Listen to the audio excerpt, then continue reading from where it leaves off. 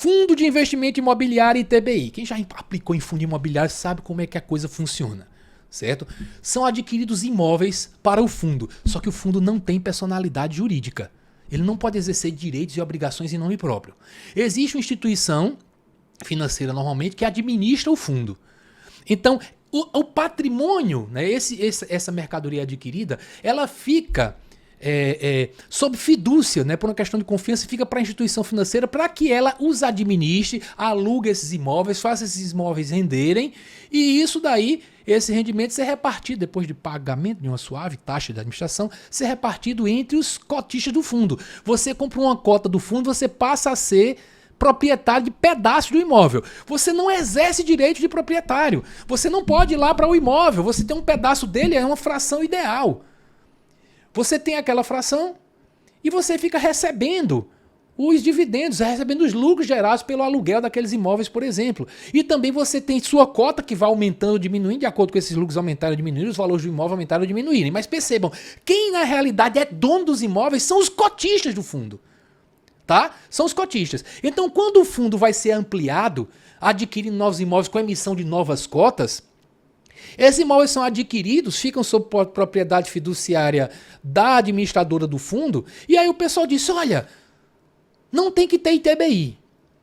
Alguns querem invocar a ideia de que seria um direito de garantia, porque o artigo 156, inciso 2º da Constituição, que prevê que os municípios podem instituir ITBI, no meio dele tem imunidade, né? É interessante. A regra que o tributo já cria uma imunidade. Porque ela diz que o ITBI vai incidir pela transmissão onerosa inter vivos de bens imóveis e de direitos reais sobre imóveis, exceto os de garantia.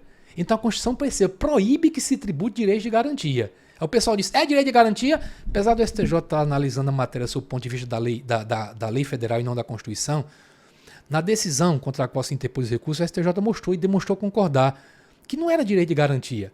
A questão é que a propriedade é transferida para o fundo, que só não exerce formalmente a propriedade porque não tem personalidade jurídica, mas no momento em que é registrado esse fundo com propriedade do administrador, mesmo que por fidúcia, há a transmissão da propriedade imobiliária e não é direito de garantia. Tentaram também aplicar aquela outra imunidade, né? Não tem aquela imunidade na integralização de capital social. Os cotistas estão integrando capital social, integralizando. Não é integralização de capital social. A sociedade que existe aí no tocante aos cotistas do fundo não é uma sociedade empresária que é criada. É apenas um condomínio. Vários proprietários de uma mesma coisa. Então não é imune porque não é direito de garantia e também não é imune porque não é integralização de capital social. E reconhecendo que há transmissão da propriedade imobiliária no momento em que se registra no cartório essa transferência desse imóvel para o fundo, na realidade para o administrador, porque o fundo não tem personalidade jurídica, incide o ITBI. Foi uma batalha do município de São Paulo, né, que acabou vencendo, e o STJ disse o seguinte: a aquisição de imóvel para a composição de patrimônio de fundo de investimento imobiliário, efetivada mediante a emissão de novas cotas em favor dos alienantes, configura transferência a título oneroso de propriedade de imóvel para fim de incidência do ITBI. Nesse caso aqui, o alienante entregando o imóvel e recebendo cotas. É oneroso, porque não é gratuito, né? Eu estou entregando o imóvel não de graça, estou recebendo cotas. É oneroso. Tá? Ocorrendo o fato gerador no momento da averbação da propriedade fiduciária em nome da administradora do fundo.